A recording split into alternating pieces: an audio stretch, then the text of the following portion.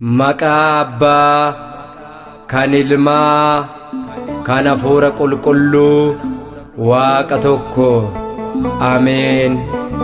Hangafoota keessan warra sagalee Waaqayyoo isinitti himan yaadadhaa. Ergaa Phaawulos gara warra Ibrootaatti erge boqonnaa 13 lakkoofsa 7. Waaqa booli kootee kan yeroo darbanii du'allee kan olaan maqaa kee waamanii baraan kan jiraattu gooftaa mootii hundaa Waaqa koo sin faarsaa kufeensiif sagadaa.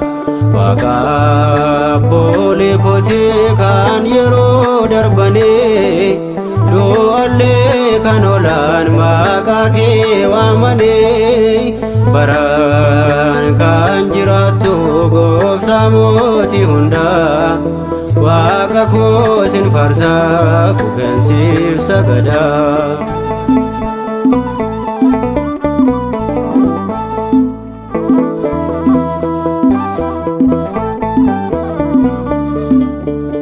Abrahaam si fedhee barbaade iddoo kee baay'ee amanuudhaan waa'ee gooftummaa kee naatti argamsi jedhee yeessee waamannaan eessatti mul'atte kabajaa guddaadhaan eessatti mul'atte ulfina guddaadhaan.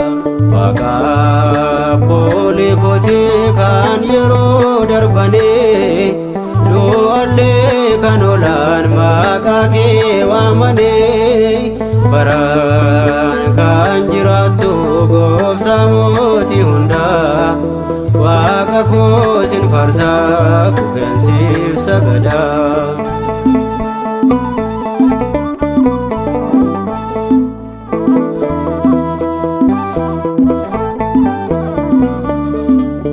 Gooftaa koo si malee jireenyeessa jira maqaa kee waamanii oolanii gidira.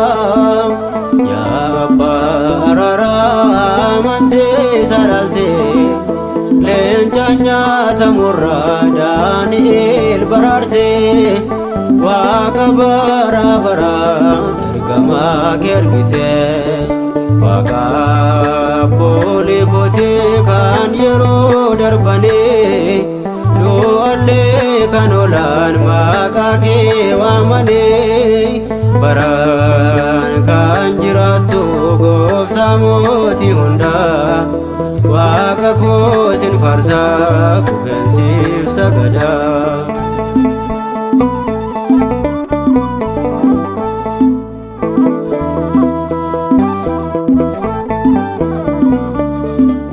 Amantii guutuudhaan warra si waaqessoo kadhannaa Musee faate kan dhageessoo ooletti qodaanii gaaraan addaan kuttee lafa gogaa irra saba kee ceesiftee lafa gogaa irra saba kee ceesiftee.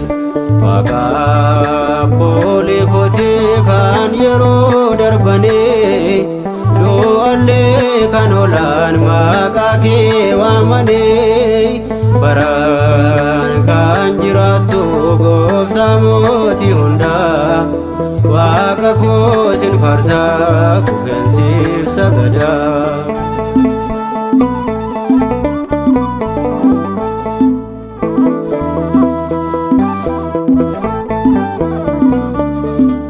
Eegaanis Waaqa koo sitti amaneera gargaarsaaf gocha kee koo argeera barangaa baraatti kan kee dooman qabu maaloo naan gatiin si malee hin qabu maaloo naan gatiin si malee hin qabu.